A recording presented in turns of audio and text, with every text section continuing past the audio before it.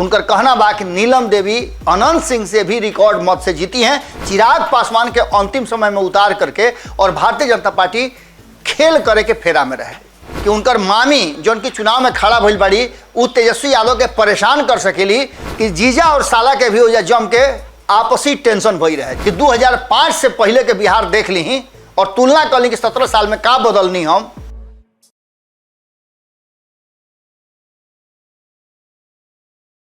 गोड़ लागत नहीं हेरा से अभिनंदन बा इरा और खूंटा ठोक के है। और आज रुआ से जब सामना सामनी हम करतनी तौना घड़ी रिजल्ट के प्रक्रिया शुरू हो जाई और मतगणना दोनों उपचुनाव के सीट के शुरू हो गई।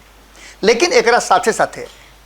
एगो बात बहुत महत्वपूर्ण बा कि लगातार रुआ लोग के बता रहल बनी हम कि के कहाँ से जीती, का समीकरण बा और केकरा देने के झुकान और रुझान पैदा कई। ये पूरा मामला में जहाँ एक तरफ से मोकामा में कहल जा रहा बा कि जीत हार के रिजल्ट फाइनल हो गई बा, वही गोपालगंज अब के हाली नींद उड़ाई। ये पूरे विषय पर अगर बात कल जाओ तो आंकड़ा जो बा वो साफ बता रहा बा कि कहीं ना कहीं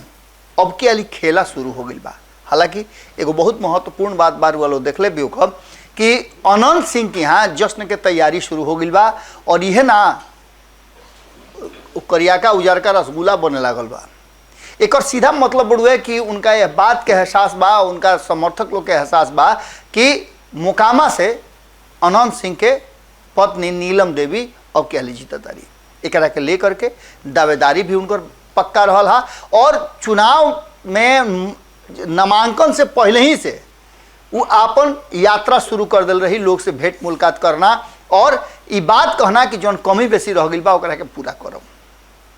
सारा बात के लेकर के जब चुनाव भइल तो रुआ देखने कि ऊँट कौना करवट बैठत रहे। भारतीय जनता पार्टी के दावा रहे और भारतीय जनता पार्टी जो बोरो प्लेयर ले करके अपन मैच शुरू कैले रहे वो कितना कारगर भइल। कारण कि रुआ देखले होकर कि कबो कबो होला गांव देहात में रुआ जब मैच होखे लगेला तो बोरो प्लेयर ले खिलावल जाला दूसरा टीम से जीते खातिर। लेकिन ये जरूरी नहीं है कि जौन बोरो प्लेयर आइल बा वो जीतिए जाए, लेकिन ओकरा खातिर जो प्रयास भइल और प्रयास सबसे बड़ प्रयास ही बा कि एक तरफ भारतीय जनता पार्टी कोशिश कैलस कि पुरानका लोक जनशक्ति पार्टी के अपना चुनाव में खड़ा कर दी। ओकरा खातिर जहाँ एक तरफ सूरजभान सिंह ओजा डेरा डले रहन, भोर से लेकर के रात तक ले ओहिजे अपन आसन दासन डाल करके आप ओहिजे से पूरा मॉनिटरिंग करत रहन, वैसे ही चिराग पासवान के अंतिम समय में उतार करके और भारतीय जनता पार्टी खेल करे के फेरा में रहे। लेकिन जौना तरीका से अनंत सिंह के यहाँ तैयारी चल रहा बा वो साफ बता रहा बा कि मोकामा के परिणाम तो आ गई बा। हालांकि भारतीय जनता पार्टी के तरफ भी जश्न के तैयारी बा और कहल जा रहा बा जौन भारतीय जनता पार्टी के तरफ से या भारतीय जनता पार्टी के जो नेता हो या कैंप कैले रहे हा उनकर कहना बड़ुए कि वोट के बंटवारा हो गई बा। वोट के बंटवारा में दोनों उम्मीदवार चूंकि रुआ जानता नहीं कि मोकामा में निर्णायक वोटर जौन बाड़े वो भूमिहार समाज से बाड़े और दोनों कैंडिडेटों भूमिहारे रहन, तो निश्चित रूप से अगर 50-50 ना भइल हुई तो 70-30 तो जरूर भइल हुई और इस 70-30 काफ़ी असर डाली। कारण कि एकरा साथ साथ रुआ अतना तो बात समझते हो कब कि जौन वर्तमान परिस्थिति बा ओकरा में मोकामा में जौना तरीका से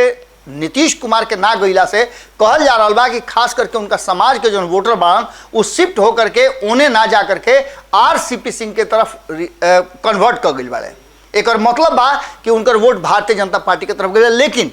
नीतीश कुमार और उनका टीम के दावा बा, तेजस्वी यादव भी दावा करते रहे कि नीतीश कुमार के जो लौकुश के वोट बा वो उनका खेमा में आयल बा। ये तो पता चली रुआ रिजल्ट जब फाइनल हो जाए तब। लेकिन इस दावेदारी के सबसे बड़ बात बा कि जब मिठाई बने के शुरू हो गई, भोज के तैयारी शुरू हो गई, जश्न के तैयारी शुरू हो गई, तो मोकामा के परिणाम जो बा एक मतलब बा कि पूरा आश्वस्त राष्ट्रीय जनता दल और नीलम देवी बाड़ी की मोकामा से उनकर जीत हो रहा बा। लेकिन ये दावेदारी सांझ के 5 बजे तक ओसही रही कि ना रही, ये बात भारतीय जनता पार्टी के बयान से रुआ समझ सकिले। भारतीय जनता पार्टी के कहना बा कि सारा जो स्थिति रहे ओकरा के पलट दिले बन जा। अब की हाली हो जा के परिणाम उल्टी, पहला हाली हो जा चुनाव लड़ रहा बा भारतीय जनता पार्टी और जीते के पूरा आशा के साथ अंत समय में जो समीकरण बनावे की कोशिश कैलस ओकरा में रुआ लोग पता बा कि जहाँ एक तरफ भूमिहार वोट में सेंधमारी भइल ओइजे यादव से लेकर के और अन्य जाति के नेता को यह उतारल गई। यहाँ तक ले कि मुकेश सहनी अगर उतरले तो मुकेश सहनी के अगेंस्ट में वो चिराग पासवान के उतार करके और दलित वोटर जो की एगो निर्णायक भूमिका निभावे वाला रहे ओकरो के अपना पक्ष में कर ले। वो ये रुआ देखे के हुई देखे के मिलल हुई कि जीजा और साला के भी हो जा जम के आपसी टेंशन भई रहे। चिराग पासवान और उनकर पाहू साधु पासवान भी हो जा जम करके अपन चुनाव प्रचार में रहन और उनकर दावा बढ़ुए कि वोट हमारा देने कन्वर्ट भइल बा। लेकिन दूसरा तरफ कहल जा रहा बा कि चिराग पासवान जो दलित के नेता उभर के सामने आयल बड़े, भारतीय जनता पार्टी के कहना बा कि उनका गैला से काफ़ी असर पड़ल बा और ये असर आगे देखे के मिल सकेला। सबसे बड़ बात बा कि गोपालगंज के सीट पहले से जब अनंत सिंह के सदस्यता समाप्त भइल तब हाथ में रहे राष्ट्रीय जनता दल के। अब एहिजा अगर राष्ट्रीय जनता दल जीत जाता तो ओकर सीट जौन रहे ओकरा भिरी हो जाई और एक सीट के बढ़ोतरी हो जाई। अगर एहिजा सीट नइखे जीतल तो भारतीय जनता पार्टी खाली फिर से एक सीट आगे बढ़ जाई और दोनों में ड्रॉ हो जाई, यानी दोनों एक नंबर के स्थान पर आ जाई हैं। लेकिन ये सब में नीतीश कुमार के जो भूमिका बा वो भूमिका पर निश्चित रूप से कहीं ना कहीं सवाल खड़ा होता। अगर एहिजा से अनंत सिंह के पत्नी नीलम देवी के जीत हो जाता तो एक मतलब बढ़ुए कि नीतीश कुमार के जे कुछ भी कैले वो सब माफ़ी हो जाई। लेकिन अगर कहीं सीट एहिजा से गंवा दिले तो ऐसा स्थिति में नीतीश कुमार सवाल के घेरा में रही हैं और नीतीश कुमार के अब एहिजा से राजनीति के उल्टा गिनती शुरू हो जाई पूरी तरह से। गोपालगंज के बात कब करी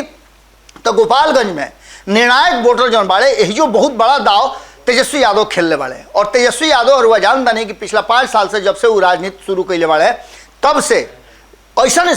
फैसला वो लेता रहे, ऐसा बात शुरू कैले वाले जोना के ले करके उनका सराहना निश्चित रूप से होता। भारतीय जनता पार्टी से लड़ाई लड़ल आसान बात ना होके, भारतीय जनता पार्टी से के साथ लड़े खातिर तेजस्वी यादव अपन पूरा के पूरा समीकरण तैयार कैले। हालांकि उनका सपोर्ट जितना चाहिए उनका साथी दल से उतना नहीं मिलत, ना मोकामा में मिलल और ना ही गोपालगंज में मिलल। लेकिन ओकरा बावजूद तेजस्वी यादव गोपालगंज में अपन सिक्का जमावे के भरसक प्रयास कैले और उनकर मंत्री से लेकर के उनकर नेता तक यूथ ब्रिगेड उनकर पूरा हो जा करके कैंप कैले रहे। एक तरफ जहां ये बात सामने आवत रहे कि उनकर मामी जो उनकी चुनाव में खड़ा भइल बड़ी वो तेजस्वी यादव के परेशान कर सकेली, वो अब तो वोट हो गई बा, अब कहल जा रहा बा कि वो ओकरा में सक्षम ना भइली है।